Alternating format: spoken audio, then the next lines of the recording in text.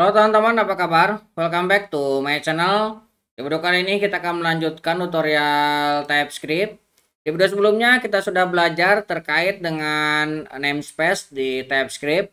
Nah, di video kali ini kita akan belajar lebih dalam terkait dengan kelas di TypeScript.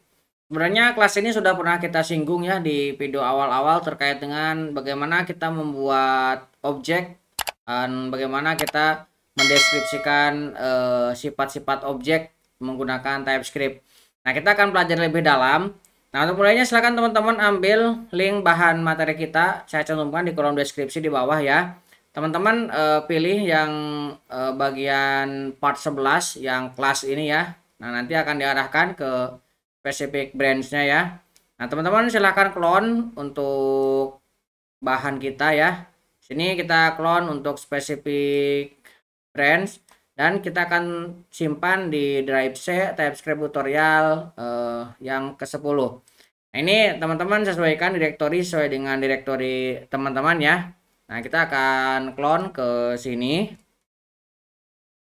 Oke, seperti ini. Saya akan masuk ke direktori C TypeScript tutorial. Kita akan cek. Oke. Kita akan masuk ke direktori 10 terkait dengan kelas, kemudian saya akan buka dengan Visual Studio Code. Oke, ini sudah terbuka ya. Nah, ini kita buka. Nah, ini secara default basic sudah saya buatkan sebuah hello world ya. Kita akan coba jalankan untuk memastikan compiler kita berjalan ya. Oke, ini sudah muncul hello world. Nah, kita akan belajari terkait dengan kelas.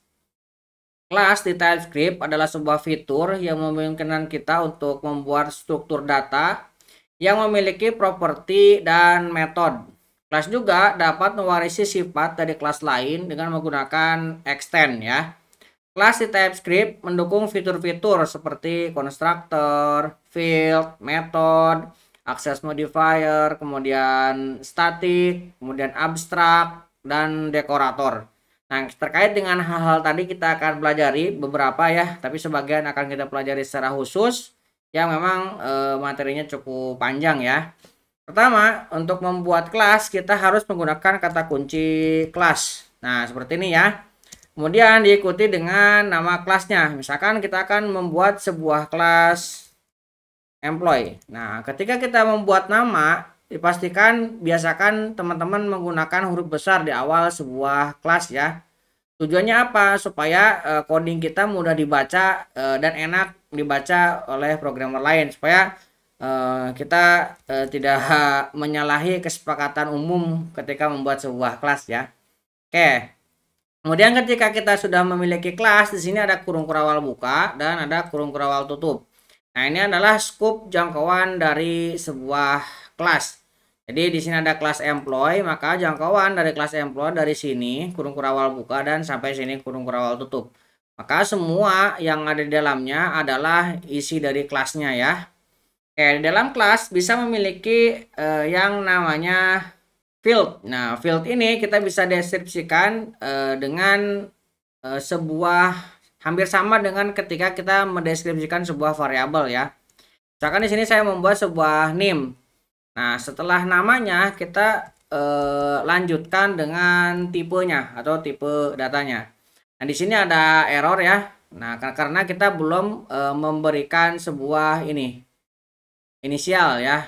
Kita tambahkan di sini misalkan sebuah string kosong. Nah, baru di sini tidak error ya. Nah, selain itu sebuah field juga bisa diberikan hak aksesnya, akses modifiernya. Ini sudah pernah kita bahas di video sebelumnya. Jadi sini bisa privat seperti ini ya. Ataupun misalkan di sini bisa dengan protected. Nah, misalkan di sini bisa juga dengan public. Oke, itu ya. Kemudian di sini kita juga bisa membuat sebuah konstruktor di kelas itu. Nah, terkait dengan konstruktor, nah, konstruktor adalah sebuah metode khusus yang dipanggil saat kita membuat objek dari sebuah kelas. Konstruktor biasanya digunakan untuk menginisialisasi properti-properti dari kelas atau melakukan operasi-operasi awal sebelum dieksekusinya objek. Konstruktor dapat memiliki parameter dan anotasi type. Nah, misalkan gini ya, ini kita akan buat konstruktornya. Nah, seperti ini. Nah, ini adalah parameter dengan anotasi type-nya adalah string. Kemudian dia akan menginisiasi sebuah field name. Nah, this.name ini adalah merujuk yang name yang ini. Kemudian name yang berada di dalam kelas akan diisi dengan name yang dari parameternya ke sini. Nah, ini adalah konstruktor. Kemudian selain konstruktor kita juga bisa membuat metode. Nah, untuk membuat metode teman-teman bisa menambahkan misalkan seperti ini tanpa sebuah identifiernya ya. Misalkan kita buat kosong dulu. Sini saya akan buat console.log. Nah, seperti ini.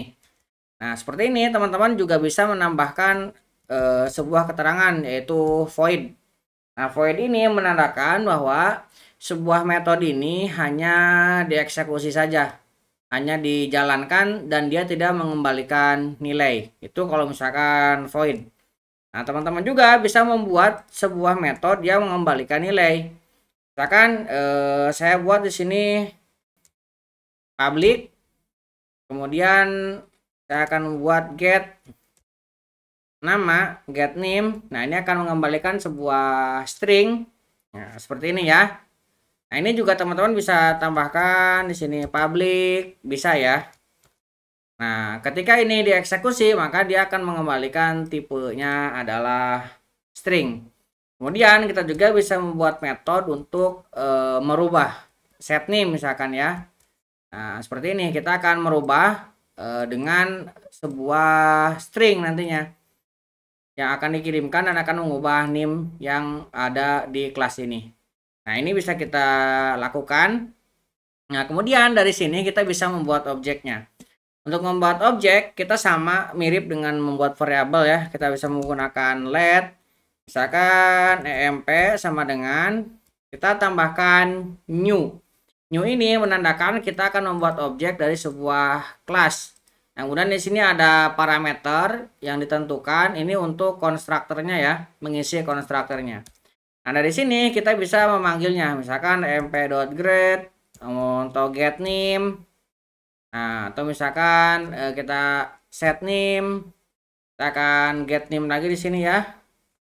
Kita akan get name. Nah, di sini misalkan saya kasih Kurniawan. Oke. Ini belum kita cetak yang ini ya. Ini kita bisa kontrol log. Ini kita cetak. Ini juga bisa kita konsol ya. Konsol log. Ini kita cetak supaya muncul. Ini kita save. Sekarang kita coba jalankan. Nah, ini sudah muncul semua. Oke, kurang lebih seperti itu ya untuk kelas. Mudah-mudahan bisa memperjelas teman-teman ya.